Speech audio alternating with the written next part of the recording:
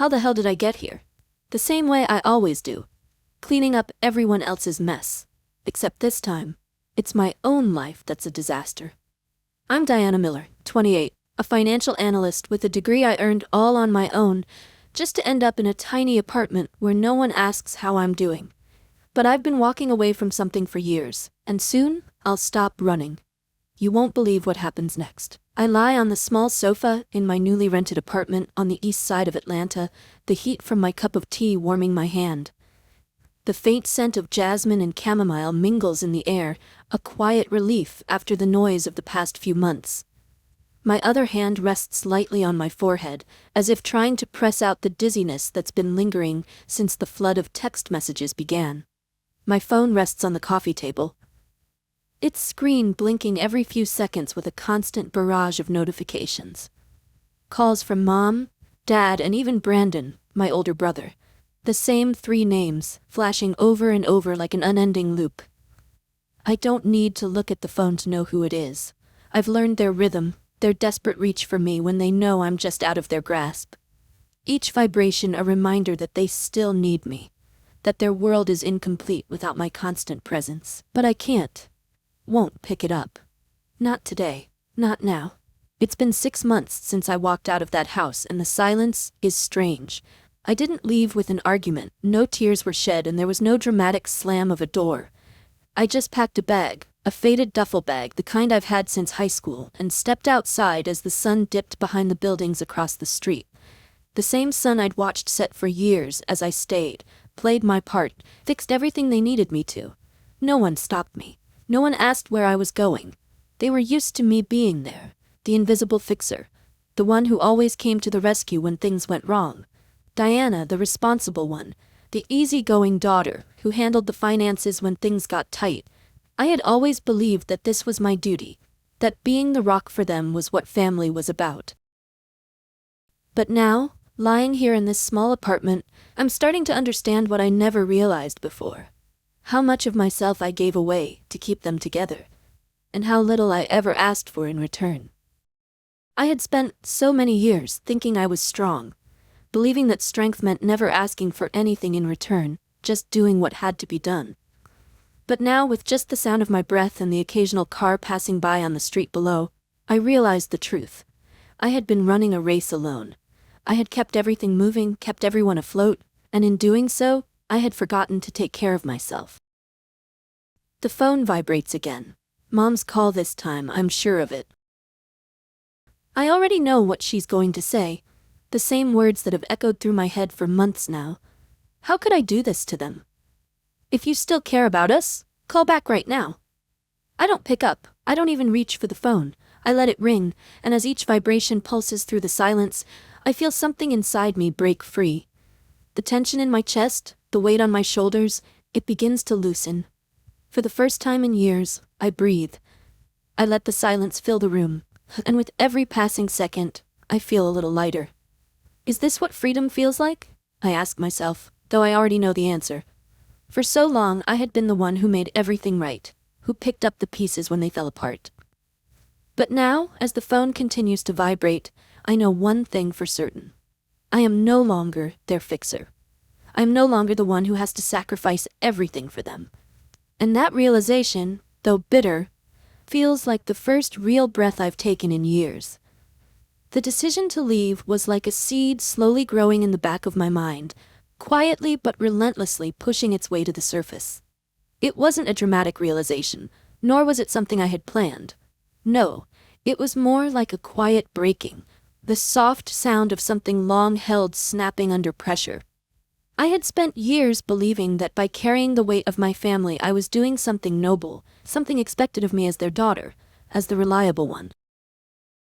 But now, with the silence of my tiny apartment wrapping around me like a soft blanket, I realized I had been wrong. I remember the moment the truth hit, a clarity that was both freeing and painful. It wasn't just one thing, it was a slow accumulation of little moments, each one a small cut.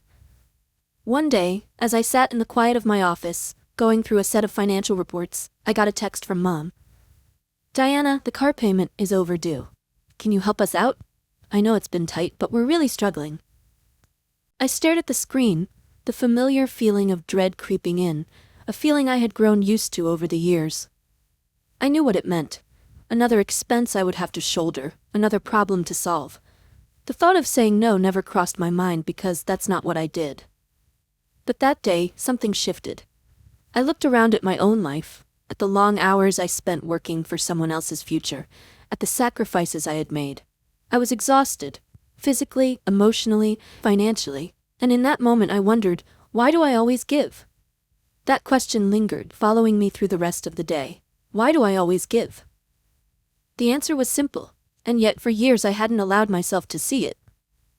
I gave because I was afraid of what would happen if I didn't. I gave because I didn't know how to say no, not to them, not to my family.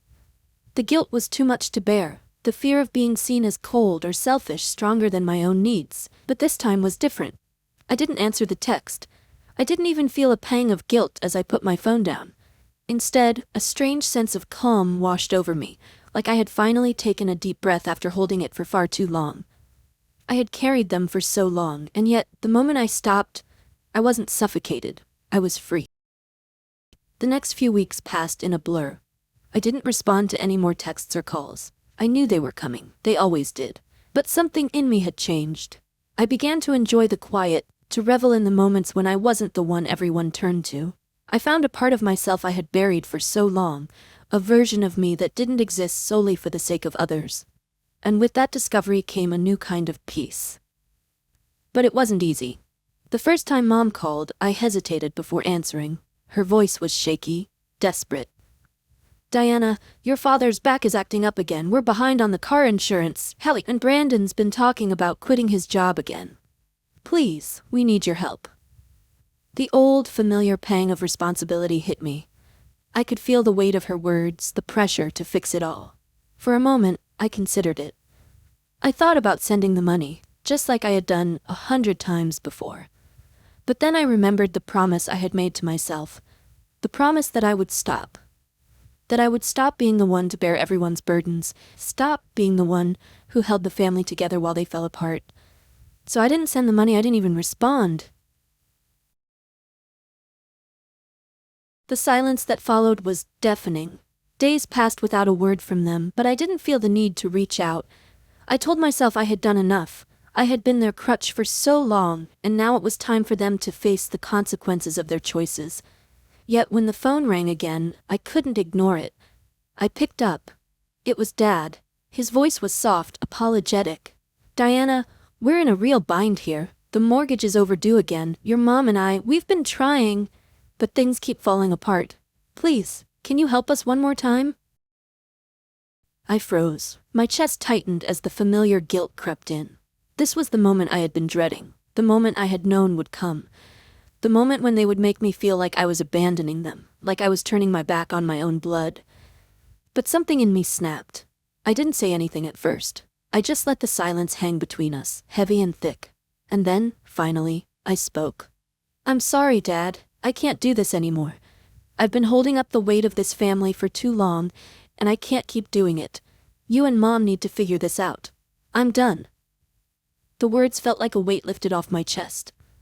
For the first time in years, I felt like I had finally set a boundary, a real one. I wasn't angry, but I wasn't apologizing either. I was simply stating the truth. They didn't know how to react. They had never seen me like this. They were used to me caving, to me always saying yes. But not this time, not anymore.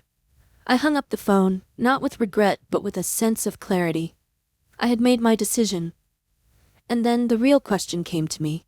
What happens now? It wasn't long before I realized that cutting the ties had unleashed a storm I hadn't quite expected. For years, I had been their silent provider, the one they always counted on when things got rough, and now that I wasn't there to shoulder the weight, they didn't know how to stand on their own.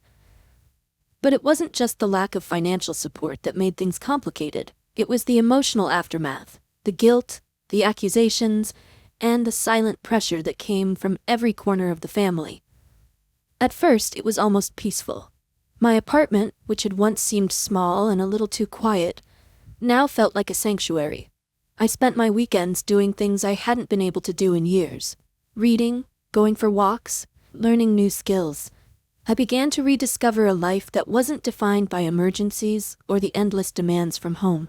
The first time I woke up on a Saturday morning and made my own coffee without a single phone call or text pulling me out of bed felt like a luxury. But as the days passed, that peace began to feel fragile. Every time I checked my phone, I would find new messages, but I resisted the urge to open them. They kept coming, persistent as ever. Mom and Dad's calls started out polite but soon turned into pleas.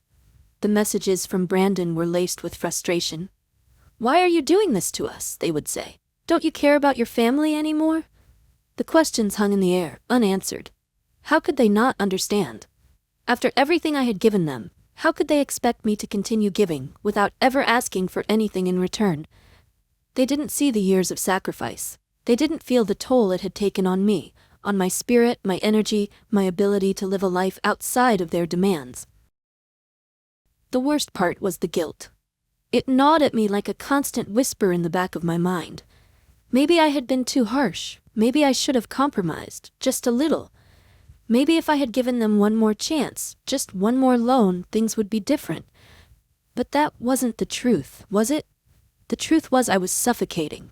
I had been suffocating for years, and I couldn't keep living like that. I remember one particular morning about 2 weeks after I had stopped responding to them. It was a Thursday, and the sun had just started to peek through the curtains. I was sitting at the kitchen table, sipping my coffee and watching the world outside. My phone buzzed again, breaking the quiet. This time it was from Dad. I hesitated before opening the message. It was short and to the point. "Please, Diana, we're at the end of our rope. We've tried everything. If we don't get the money soon, the house will be taken. We won't have anywhere to go. Do you really want to see us homeless?" That was it. The part that always broke me, the subtle guilt trip. My chest tightened as I stared at the words. I knew how much that house meant to them, to my dad especially. I knew that if I didn't step in, they might lose everything. But even as the thought crossed my mind, another part of me, one that had been buried under years of obligation, fought back. Is this really what I want to do with my life? I asked myself, to keep sacrificing everything I've worked for? I set the phone down, a new resolve settling into my bones. No more. I couldn't fix their problems anymore. They had to learn to deal with their own mess. I had been so caught up in the idea of family duty, of being the one who held everything together. But as I stood in my tiny kitchen, I realized that my life wasn't just about them. It had never been just about. For the first time in years, I felt a surge of clarity. I wasn't running away from them. I was running towards something that had always been mine, but I had forgotten. My own life. That afternoon I called my old friend Sarah, who had been a constant in my life during the times when I could still remember what it felt like to be free. We talked for hours, and when I hung up, I felt lighter than I had in months. But as the days wore on, the calls from my family only increased. Each time the voices on the other end sounded more desperate, more accusatory. Brandon's messages became increasingly bitter. "If you don't help us, don't bother coming back," he texted one night. "You'll regret this when we lose everything." I took a deep breath and set my phone on silent. I didn't respond. I couldn't.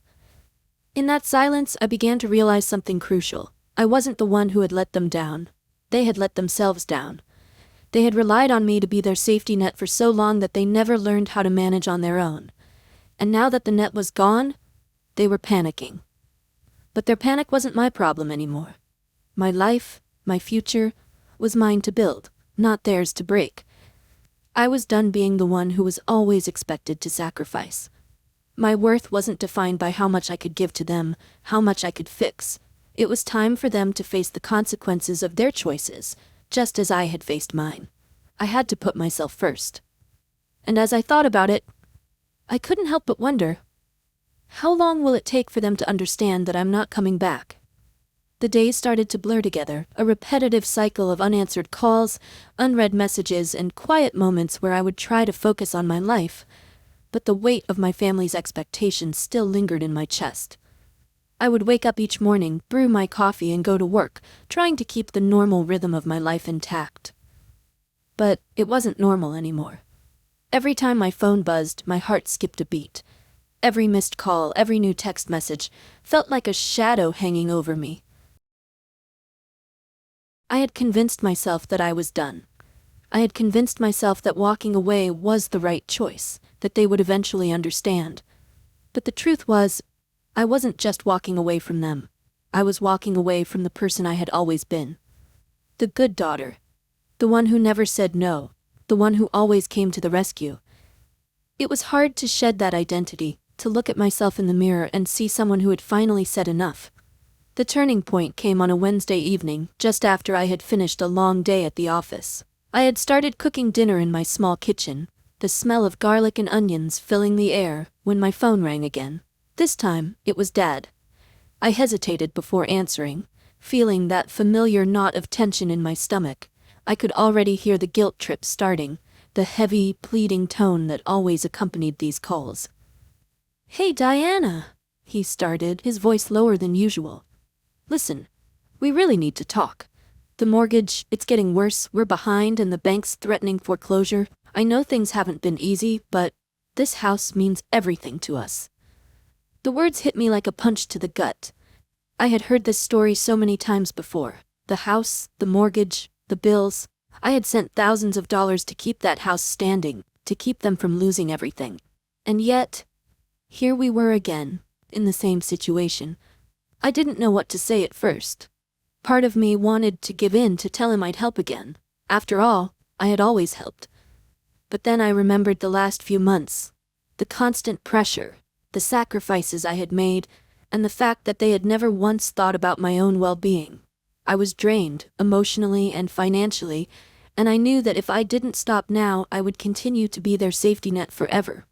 I took a deep breath, steadying myself before I spoke. "Dad, I've done everything I can. I've been helping for years, and I'm out of money. You and Mom need to figure this out. I can't keep doing it. I'm sorry, but I'm not gonna send more money." There was silence on the other end of the line. For a moment, I thought he might hang up, but he didn't. Instead, he let out a long sigh.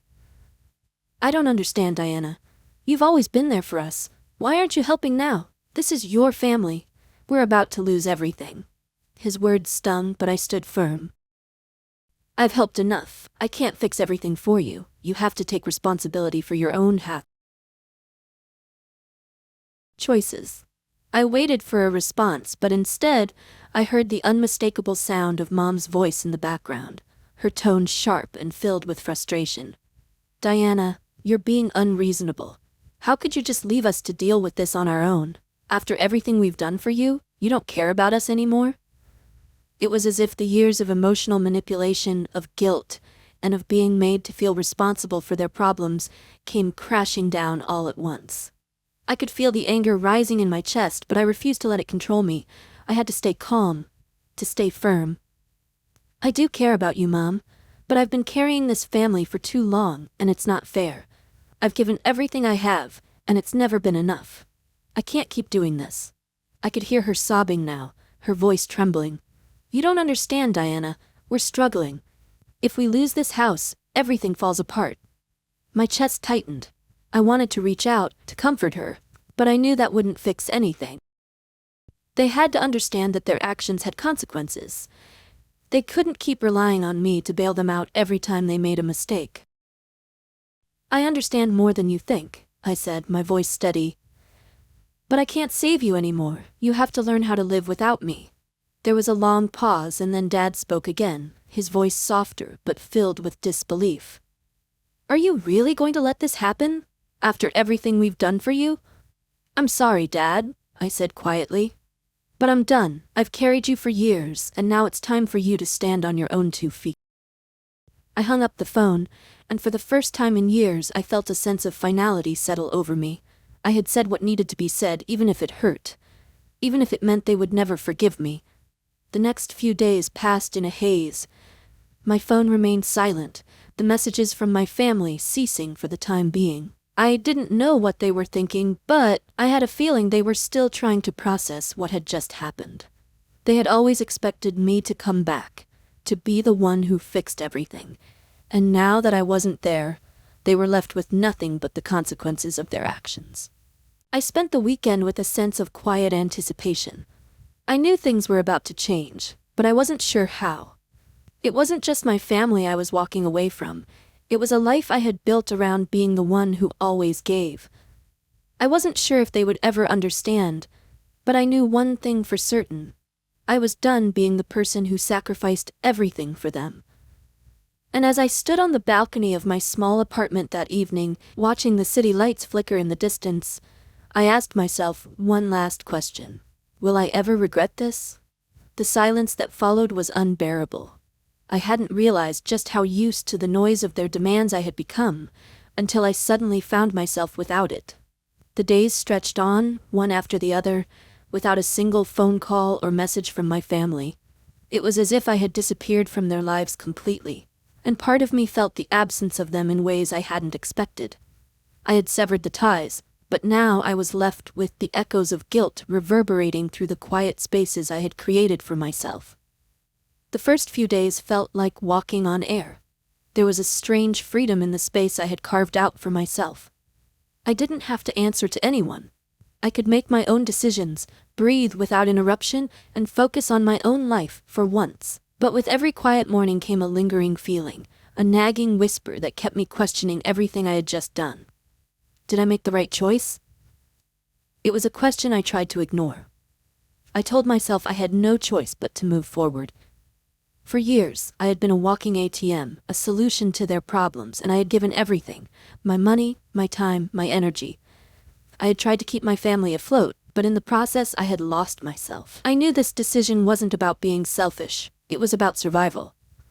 But still, there was the guilt. The familiar voice in my head telling me I should have done more. The guilt wasn't about the money, it was about the family I had once known, the memories we had shared, and the roles we had played. I wasn't just walking away from a house or a mortgage, I was walking away from the people I had always been there for, the ones who had once been my world. And that reality was hard to swallow.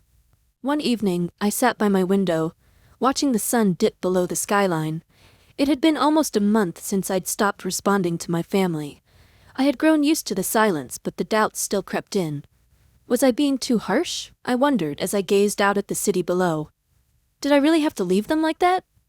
That was when the phone rang again. I almost didn't answer, but something inside me urged me to pick up. It was Brandon. My heart sank as I saw his name flash across the screen. I hadn't spoken to him since the night I left, and the thought of hearing his voice made the guilt bubble up once more. But this time I knew I wasn't going to let him manipulate me. I had already made my decision. I took a deep breath and answered. "Diana," Brandon said, his voice surprisingly calm, though I could hear the tension beneath it. "We need to talk." I leaned back in my chair, my fingers tightening around the phone. Here it comes, I thought. The familiar guilt trip, the pleas for help, the accusations. But this time I wasn't going to fall for it. "I'm listening," I said, my voice steady.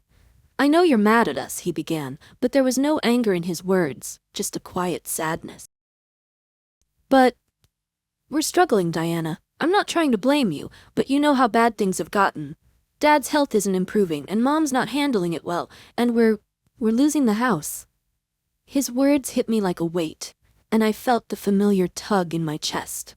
For a moment, I wanted to rush to their side, to fix it, to step back into the role I had always played. But then I remembered why I had left in the first place. "I can't fix this anymore," I told myself. "Brandon, I understand," I said, my voice soft but firm. "But I can't help you anymore. You've all been relying on me for too long, and I'm not going to do it anymore. You need to figure this out for yourselves. I've given you everything I have, and I can't give any more." I heard him take a deep breath, and for a moment, the silence between us was heavy, almost unbearable. "I don't know what to say, Diana," he said quietly. I guess I just didn't realize how much you were carrying. I always thought you'd be there." "I always was," I replied, my voice low but steady. "But now it's time for you all to stand on your own. I can't keep sacrificing myself." One evening, I sat by my window, watching the sun dip below the skyline. It had been almost a month since I'd stopped responding to my family. I had grown used to the silence, but the doubt still crept in. Was I being too harsh? I wondered as I gazed out at the city below. Did I really have to leave them like that? That was when the phone rang again.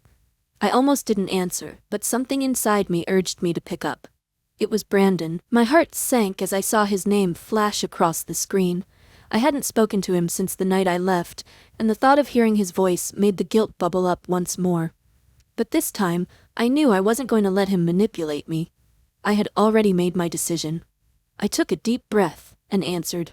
"Diana," Brandon said, his voice surprisingly calm, though I could hear the tension beneath it. "We need to talk." I leaned back in my chair, my fingers tightening around the phone. Here it comes, I thought, the familiar guilt trip, the pleas for help, the accusations, but this time I wasn't going to fall for it. "I'm listening," I said, my voice steady. "I know you're mad at us," he began, but there was no anger in his words, just a quiet sadness.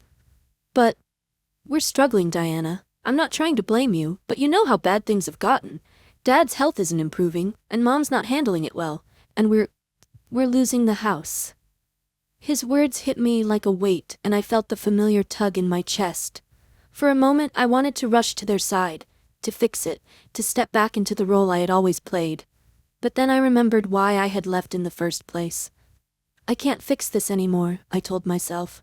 "Brandon, I understand," I said, my voice soft but firm, "but I can't help you anymore. You've all been relying on me for too long, and I'm not going to do it anymore. You need to figure this out for yourselves. I've given you everything I have, and I can't give any more." I heard him take a deep breath, and for a moment, the silence between us was heavy, almost unbearable. "I don't know what to say, Diana," he said quietly. I guess I just didn't realize how much you were carrying. I always thought you'd be there." "I always was," I replied, my voice low but steady. "But now it's time for you all to stand on your own. I can't keep sacrificing myself." He didn't say anything for a long time. When he finally spoke, his voice was softer, almost regretful. "I don't want to lose you, Diana. I never wanted to take everything from you. I'm not gone, Brandon. I need to take care of myself for once. I can't be the one who holds everything together anymore. I've given up too much." There was a long pause, and then he said, "I get it.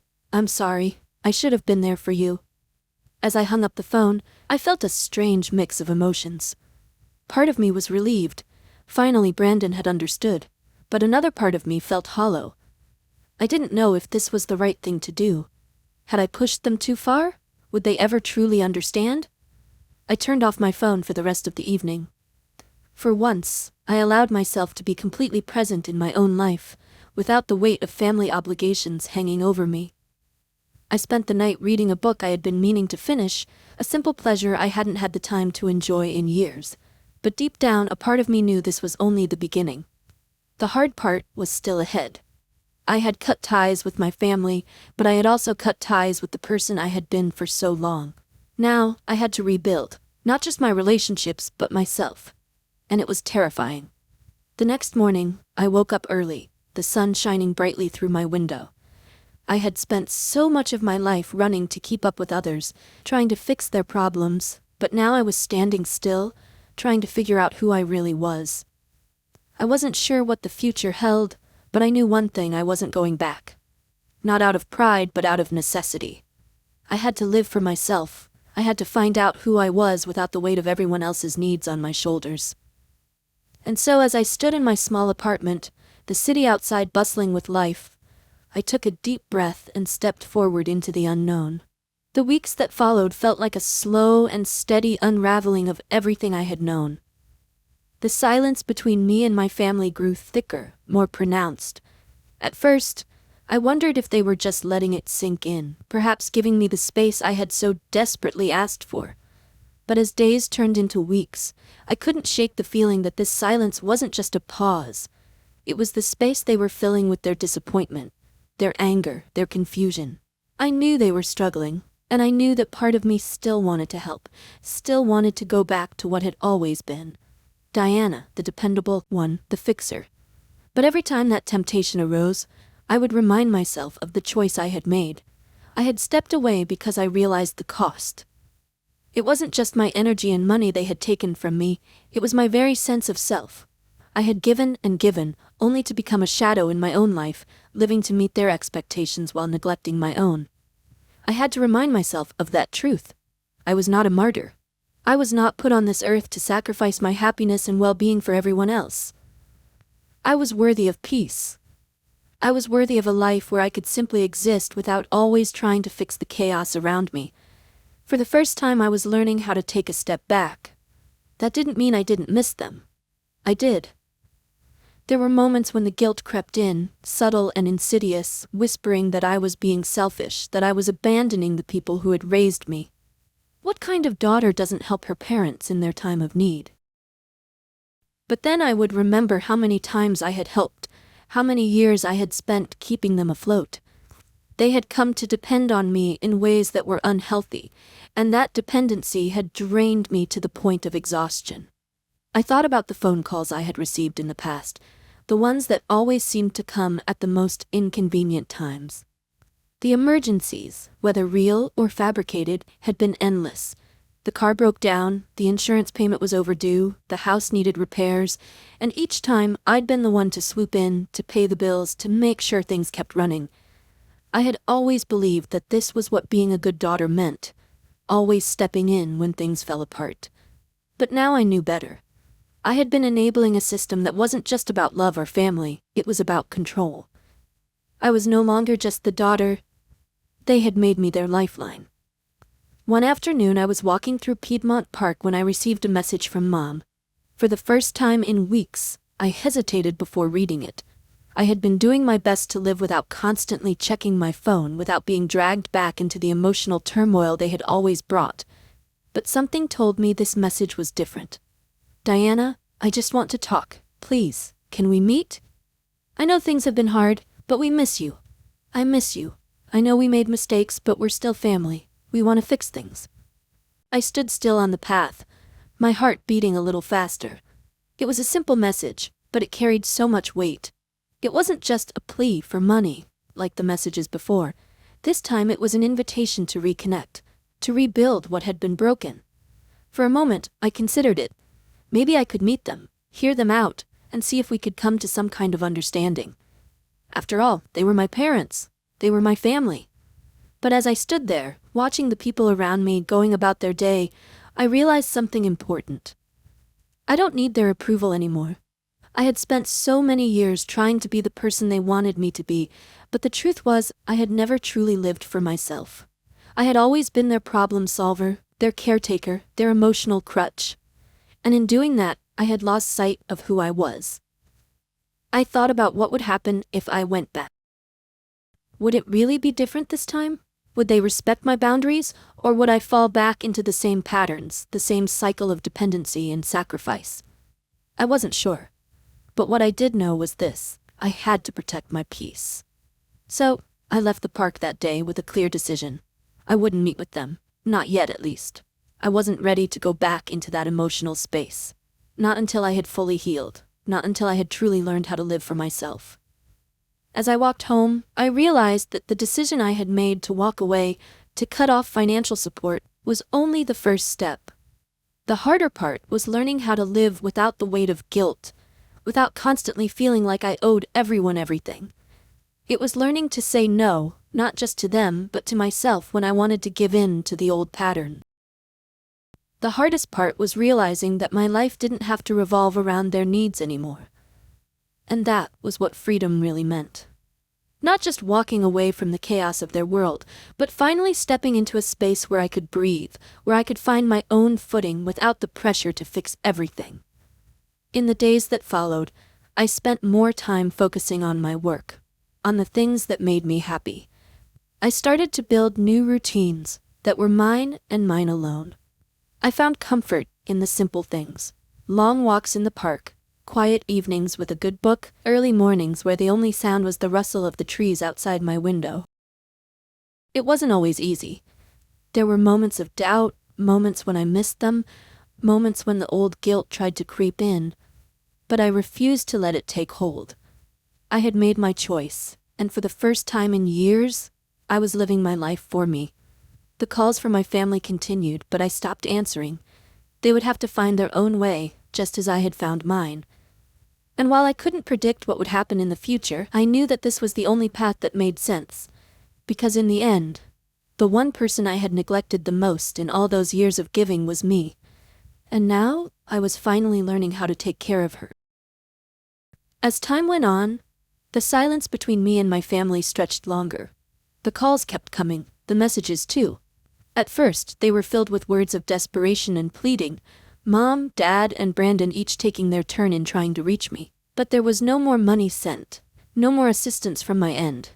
Each message, each voicemail, carried a sense of urgency, a reminder of how deeply embedded I had been in their lives, their struggles, and their expectations. But this time something felt different. The more the calls came, the more I felt the tug of guilt begin to loosen. It wasn't easy. There were nights when I lay awake, staring at the ceiling, wondering if I had made a mistake. What if they lose everything? The thought would haunt me. What if they end up in a worse situation than before?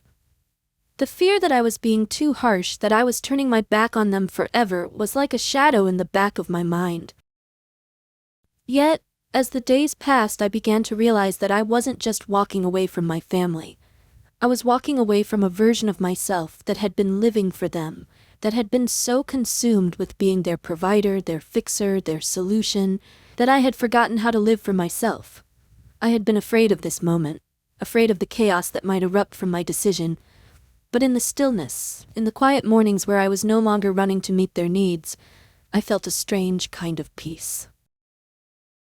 A few weeks into this newfound solitude, I received a letter from my parents. I knew immediately it was from them.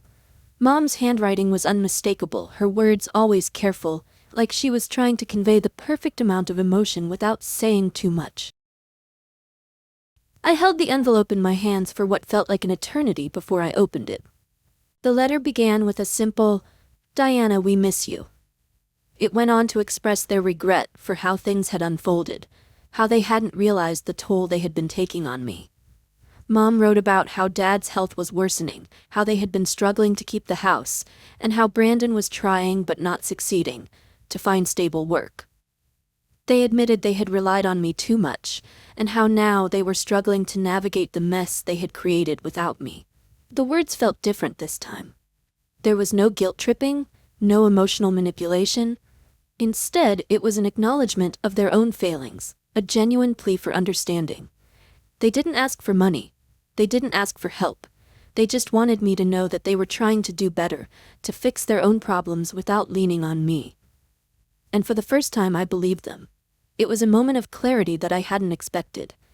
Up until that point, I had been so focused on protecting myself, on carving out a new identity, that I hadn't allowed myself to see the possibility of change on their part. But this letter, this one simple letter, showed me that they had recognized their mistakes. They were taking responsibility, not just for their financial troubles, but for the ways they had relied on me in unhealthy ways. I didn't immediately respond. I took a few days to think about it, to reflect on everything that had led me to this point. It wasn't about forgiveness, not yet. It wasn't about going back to the way things were. But it was a moment of understanding, a small but significant shift in how I viewed my family and how I viewed myself. I had spent so many years feeling responsible for their happiness, for their stability. But I had come to understand that no one, not even family, could be expected to carry the weight of others indefinitely. Love, I realized, doesn't mean sacrificing everything you are for the sake of someone else's comfort. True love, real love, comes when we can both give and receive, when we respect each other's boundaries and needs. I thought about what it would mean to rebuild with them. What would that look like? Could we ever return to the kind of relationship where I wasn't their constant support, their problem solver? Could I be their daughter again, without the weight of endless expectations? The letter began with a simple, "Diana, we miss you." It went on to express their regret for how things had unfolded, how they hadn't realized the toll they had been taking on me. Mom wrote about how Dad's health was worsening, how they had been struggling to keep the house, and how Brandon was trying, but not succeeding, to find stable work. They admitted they had relied on me too much, and how now they were struggling to navigate the mess they had created without me. The words felt different this time.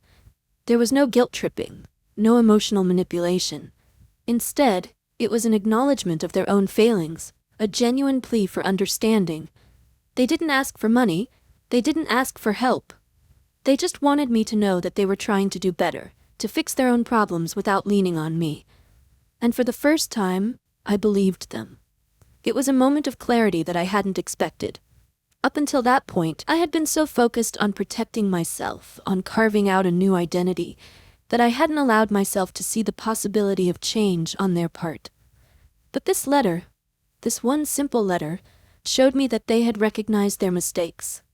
They were taking responsibility, not just for their financial troubles, but for the ways they had relied on me in unhealthy ways. I didn't immediately respond. I took a few days to think about it, to reflect on everything that had led me to this point. It wasn't about forgiveness, not yet. It wasn't about going back to the way things were. But it was a moment of understanding, a small but significant shift in how I viewed my family and how I viewed myself. I had spent so many years feeling responsible for their happiness, for their stability. But I had come to understand that no one, not even family, could be expected to carry the weight of others indefinitely. Love, I realized, doesn't mean sacrificing everything you are for the sake of someone else's comfort. True love, real love, comes when we can both give and receive, when we respect each other's boundaries and needs. I thought about what it would mean to rebuild with them. What would that look like? Could we ever return to the kind of relationship where I wasn't their constant support, their problem solver? Could I be their daughter again, without the weight of endless expectations? I didn't have answers, not yet. But I knew one thing: I wasn't ready to go back into the old dynamic. The old roles couldn't just be picked up and dusted off. Too much had changed, and I had changed with it. I knew I needed to take more time to continue building my life for myself, without worrying about how their struggles might pull me back in. I had learned the hard way that sometimes, even the people we love need to learn to stand on their own. And while I could be there for them, I could not carry them. In the end, the decision was mine to make, not out of pride, but out of necessity. And though the path ahead wasn't clear, I felt a sense of peace I hadn't known in years. I was no longer just a fixer. I was Diana again, someone who had finally learned to live for herself. The next step, I realized, wasn't about cutting ties completely or reopening old wounds. It was about finding balance. It was about allowing myself to be part of their lives without letting their needs define who I was. It was about setting boundaries that didn't just protect me but also helped them grow. And with that understanding came a new kind of freedom, the kind that came not from running away, but from learning how to stand firm in who I was, without apology. The journey wasn't over, but for the first time I was walking it on my own terms. The months that followed my decision to step away were not easy. I had expected them to be filled with peace and quiet, but the truth was, healing from the years of living for others wasn't as simple as walking away. There was a certain loneliness that came with this newfound freedom, a feeling of being untethered. While I was no longer tied down by their expectations, I also had to learn how to live with the silence of my own mind, the quiet that came when I wasn't trying to fix everything around me.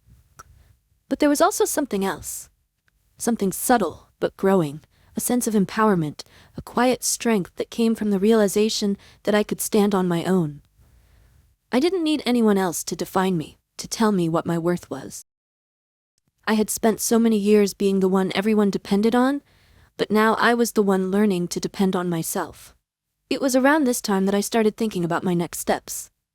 I had always been someone who planned, who took control of her future. But now, I wasn't planning for the sake of anyone else. I was planning for myself. I had dreams I'd set aside for too long, goals I'd tucked away in favor of taking care of everyone else. But now I had the space, the time, and the energy to pursue them. One of the first things I did was invest in my own personal growth. I enrolled in an online course on financial planning and analysis, something I had always been passionate about, but had never found the time to dive into. I wanted to learn more, to improve my skills, and to take my career to the next level.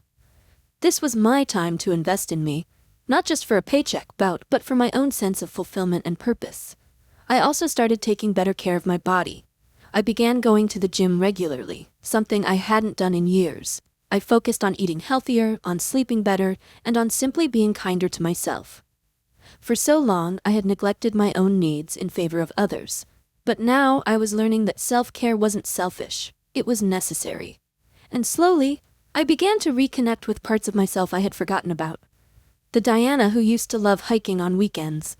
The Diana who had dreamed of traveling but never had the time. The Diana who enjoyed painting but had put her brushes away for years. I rediscovered hobbies I had put aside, simple pleasures that reminded me of who I was before I became their caretaker. It was in these small moments, in these quiet acts of self-love, that I began to heal. Despite the newfound peace I was starting to feel, there were still moments of doubt, moments when I wondered if I had made the right choice. I would hear a song on the radio that reminded me of home, or see something that made me think of Mom's cooking, and the guilt would creep in. What if they need me? What if they're struggling and I'm not there to help? But then, I reminded myself of the lessons I had learned. I wasn't abandoning them. I was giving them the space to grow, to learn how to solve their own problems. And that was something I couldn't do for them. No amount of money or emotional labor would ever replace the hard work they needed to put in to get back on their feet. I had given them so much, but in the end, they had to stand on their own. I couldn't live their lives for them, and neither could they live mine. And so when I received another message from Mom, this time just a simple, "How are you, Diana? We miss you." I felt something shift. It wasn't guilt that I felt, it wasn't obligation, it was simply the quiet recognition that I was healing, that I was starting to let go of the person I had been and step into the person I wanted to be. I didn't immediately respond, but I didn't ignore the message either. I realized that the time had come for me to open a new chapter, not just in my life, but in my relationship with them. I couldn't keep running from them, and I couldn't keep pretending that everything had been easy. But I could find a way to move forward, on my terms, with new boundaries, with respect for myself and for them. A few days later, I sent a message back. It wasn't long, and it wasn't filled with promises or guilt. It was simply a message that acknowledged the space we had between us and the truth that we were all learning to live differently now. "I'm doing well, Mom. I've been focusing on myself, trying to build a new routine. It's been good for me. I miss you too." I didn't ask for anything in return. I didn't offer any solutions to their problems. It was just the first step toward a new dynamic, one that didn't involve me sacrificing everything for the sake of their comfort. When they responded, it wasn't with demands or guilt, but with a simple, "We're proud of you, Diana. We're doing better, trying to get back on track. We'll be okay." I let out a breath I didn't realize I'd been holding. It wasn't perfect, and it wasn't easy, but it was a beginning. Over the next few months, we began to rebuild, not with grand gestures, but with small steps, small moments of connection, of respect for the boundaries I had put in place. They were learning, just as I was, and I could see the changes in them too. They were starting to take responsibility for their own lives, not leaning on me as they once had. It wasn't an immediate transformation, but it was real. As for me, I was learning that rebuilding wasn't just about repairing the relationships with others, it was about repairing the relationship with myself. It was about forgiving myself for the years of sacrifice, for the times I had put my needs last. It was about accepting that I wasn't perfect, that I didn't have to solve everything for everyone. I had a right to my own peace, my own future, and my own happiness. I wasn't the daughter they had always known, the one who gave, who solved, who never said no. But I was finally the person I was meant to be, the one who could love freely, without the weight of endless expectation, the one who could love herself first, and still love them from a place of strength. And for the first time in years, I felt like I had the life I had always dreamed of. Not perfect, but mine.